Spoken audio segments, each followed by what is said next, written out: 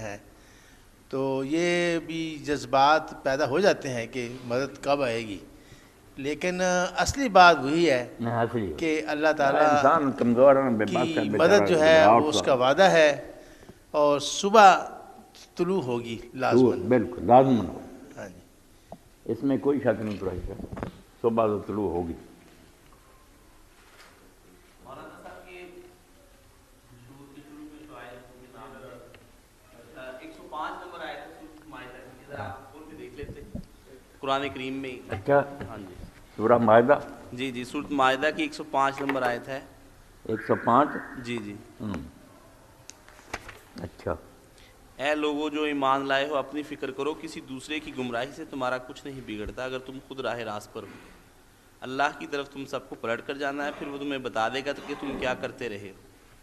یہ کسی دوسرے کی گمراہی سے تمہارا کچھ نہیں بگڑتا، اس سے اس کا کیا یہاں پہ مراد ہے؟ اس پہ بالکل کاشف صاحب نے ٹھیک کی بات، اور جو اب ہم بات کر رہے تھے اس سے بھی متعلق ہے، کئی لوگوں نے اس سے غلط بھی نتیجہ نکالا ہے، شروع میں نکال لیا تھا، اسی لیے حضرت ابوبکر رضی اللہ عنہ کو خطبہ دینا پڑا کہ لوگوں تم نے اس سے یہ نکال لیا کہ ہمیں دوسروں کی فکر کیوں ہو، کیوں ہم ان کو سمجھاتے پھرے اور یہ نیکی کے حکم دیں۔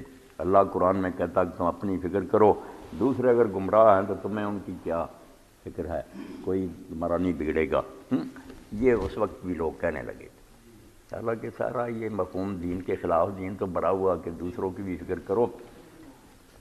بلکہ سعدی رحمۃ اللہ علیہ فرماتے ہیں ایک شخص پہلے اہل طریقت کے ساتھ تھا، صوفی تھا، خانقاہ میں چلا گیا، عبادت کرتا تھا، ذکر کرتا تھا، مگر بعد میں اس نے ان کو چھوڑ دیا، سمجھ آ گئی، وہ علماء کے ساتھ آ بیٹھا۔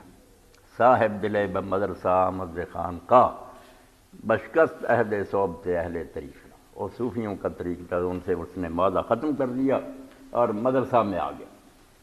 لوگوں نے پوچھا کہ تم نے عالم اور درویش میں کیا فرق دیکھا کہ عالموں میں آ گئے، تو صحیح معنوں میں عالم جو دین لوگوں تک پہنچاتے ہیں ان کو کیوں چھوڑ دیا؟ اس نے کہا گفتاں گلی میں خیش برومی برز موج، کہ وہ جو ہے نا وہ تو اپنی کملی بچا کر لے جاتا کہ لہروں سے اس کو نہ ترنا ہونے دو، درویش کو تو اپنی پڑی ہے۔ گفتاں گلی میں خیش برومی برز موج، وہیں جہد می کنگ کے بغیرت غری کرا، اور یہ کوشش کرتا ہے کہ دوسروں کو بھی میں بچا لوں۔ یہ بہت فرق ہے رہتی۔ اب آیت جو ہے نا اس نے یہ بات کہی ہے کہ اگر ہم اپنی حد تک پوری کوشش کریں دوسروں کو بچانے کے لیے، جو ہمارے ذمے ہے نا اس میں کمی نہیں کی، تو پھر بھی بگڑے رہے۔ اللہ تعالیٰ کہتا ہے پھر نوح علیہ السلام کا ساتھ اگر ان کی بیٹی اور بیٹے نے نہیں دیا تو نوح علیہ السلام کو اس کا پھر کوئی ضرر نہیں پہنچے گا۔ یہ بات پہلے اپنا کام دینا کہ اپنا کام کرو، اپنے کام میں جگہ جگہ قرآن نے کہا نا کہ اپنی فکر میں یہ شامل ہے کہ تم دوسروں کو بھی سمجھانے کی اپنی حد تک کوشش کرتے ہو۔ یا ایھا الذین آمنوا علیکم انفسکم، تم اپنی فکر کرو کہ تمہاری طرف سے تو کوئی کوتاہی نہیں ہو رہی، اگر تم اپنا فرض ادا کر رہے ہو اپنے لیے بھی اور دوسروں کے لیے بھی تو تمہارا بیڑا تو پار ہے۔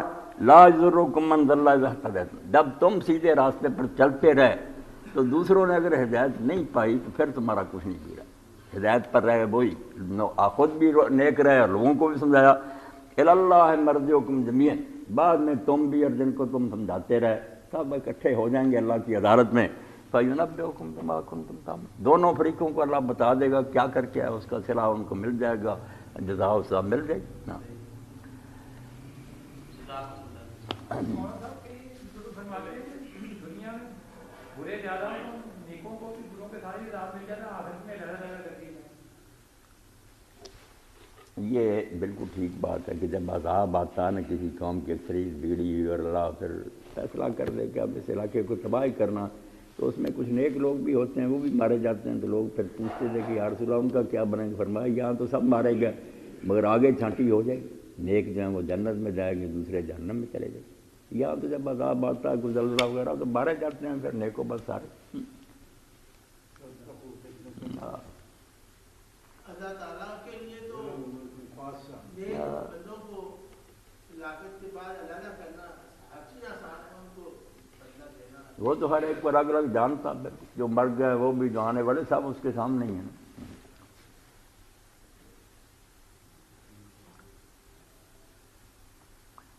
جو قریشی صاحب نے بات کہی نا کہ جو مومن کے کرنے کا کام ہے نا، جو اس آیت کریمہ میں بتایا گیا تو اپنا کام کر، نتائج کی فکر چھوڑ. یہ اللہ کا معاملہ ہے. یہ لوگ لائق ہوں گے ہدایت کے تو مل جائے گی، ورنہ عذاب کے مستحق ہوں گے. تو ہر حال میں حالات موافق ہوں ناموافق ہوں، زمانہ کیسا ہو. ایک مضمون بڑا پیارا تنقی ہاتھ میں مولانا سید عبداللہ مودودی رحمۃ اللہ علیہ کا، ہم سب کے پڑھنے کا، کیونکہ ہر آدمی کچھ نہ کچھ پہلو بیان کر کے کہتا ہے اس مسئلے پر میرے لیے تو عمل مشکل ہے، میرے لیے اس کو ختم کر دو. کوئی سود ختم کرانا چاہتا ہے، کوئی جائز. تو مولانا نے پھر اس پر لکھا کیش مرداں نہ مذہب گوس بندہ، کہ یہ دین جو ہے نا یہ بھیڑوں کا چلن نہیں ہے کہ ایک بھیڑ ادھر کو چل گئی سارے ادھر کو چلے. یہ ہے مردوں کا طریقہ کہ جو بات کہہ دی اس پر جمے رہنا ہے. دنیا کا کدھر کو جائے، دریا کا بہاؤ کسی طرف میں، ہم نے تو اپنے گھر کی طرف جانا. ہم کیوں دریا کے ساتھ بہنا شروع کر دیں کہ یہ ادھر تیرنا آسان ہے، ادھر کوئی زور نہیں لگتا، چلو ساتھ ہی بہہ جائے. تو جو لوگ یہ سوچتے ہیں کہ جدھر دنیا جا رہی چلو تم ادھر کو ہوا ہو جدھر کی، ان کے لیے تو دین اترا ہی. دین تو ان کے لیے جو بعد مخالف سے ٹکراتے. کام مشکل ہے مگر اللہ تعالیٰ حوصلہ بھی دیتا. جو قرآن کو پڑھتے رہتے ہیں انبیاء کی داستانیں نیک لوگوں کی، ان کی بڑی غذا ملتی. کشتگان خنجر تسلیم را ہر زماز غیب جانے دیگر، ہر لمحہ ان کو نئی زندگی ملتی ہے. وہ جب پڑھتے ہیں نا ان کو پتہ چلتا بھی یہ یعقوب علیہ السلام کی بات کیا پڑھی، یہ تو بات میری. میں لقمان علیہ السلام کا تو نام ہی ہے، قصہ تو میرا ہی. وہ قرآن کو کوئی پرانی چیز نہیں سمجھتے، انہیں تو اپنا ہی سب کچھ نظر آتا کہ میں ہی جو کچھ کر رہا ہوں اسی کا نام بغیر کر ذکر ہی تھا.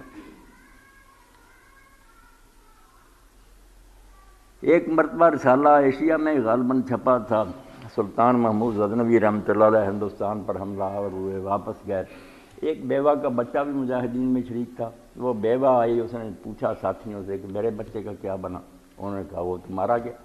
اس نے پوچھا کس طرح مارا گیا، سینہ تان کر کھڑا رہا یا بگوڑا ہو گیا. تو کچھ لوگ جن کو صحیح خبر نہیں تھی انہوں نے کہا نہیں وہ تو بگوڑا ہو گیا تھا، پیچھے سے تیر لگے مر گیا. اب پہلے ماں نے کوئی نہیں غم کا ادا کیا، اس پر بہت رونا تھا. اونچی آواز سے روئی کہ اس نے تو میرا دودھ حرام کر دیا.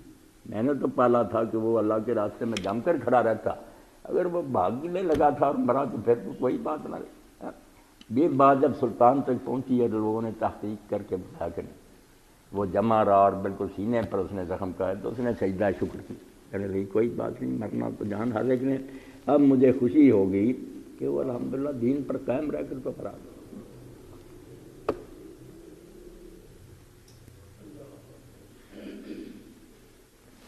علامہ اقبال کاشف بیٹا لکھتے ہیں کہ میں اقبال نہیں تھا، اسی طرح کے لاوبالی نوجوان کا اس طرح ہوتے ہیں.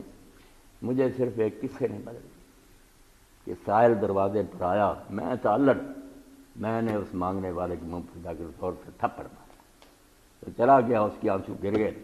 میرے باپ نے دیکھی، ابا جی آئے اور میں نے دیکھا کہ ان کی سفید داڑھی آنسو سے تر رو رہے تھے، جسم کانپ رہا تھا. انہوں نے کہا بیٹا جب قیامت کا دن ہوگا رسول اللہ ہوں گے، انبیاء شہداء صالحین ہوں گے، یہ سائل بھی آئے گا، میں بھی ہوں گا. اور اگر اللہ کے رسول نے مجھ سے پوچھ لیا کہ نور محمد ایک بچہ تو اس کو دیا تھا تو اس کو انسان نہ بنا سکتا، تو اس کا اخلاق محمدی نہیں سکھا سکتا، میں کیا جواب. تو کیسا ابا جی کا رونا اور کانپنا اس نے مجھے بدل. میں نے اپنی روش تبدیل کر لی، قرآن کی طرف آ گیا. انہوں نے کہا بیٹا مجھے بتا سو میرے پلے کیا ہو. میں خدا رسول کے سامنے کیا جواب دوں.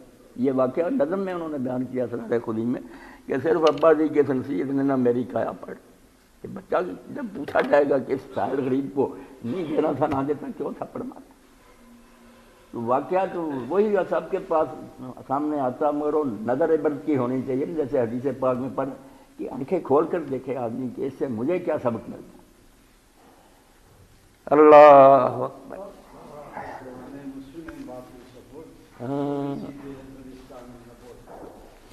بڑا پڑھنے والا قصہ. الحمدللہ رب العالمین والصلاۃ والسلام علی رسولہ الکریم سیدنا مولانا محمد وآلہ وصحبہ اجمعین. اللہم انصر الاسلام والمسلمین واخذل الکفرۃ والمشرکین.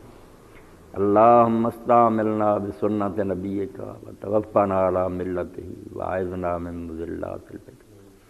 ربنا هب لنا من ازواجنا وذرياتنا قرۃ اعین واجعلنا للمتقین اماما ربنا آتنا من لدنک رحمۃ وہیئ لنا من امرنا رشدا ربنا لا تزغ قلوبنا بعد إذ هديتنا وهب لنا من لدنك رحمة إنك أنت الوهاب وصلى الله تعالى على خير خلقه سيدنا محمد وآله وصحبه أجمعين آمين.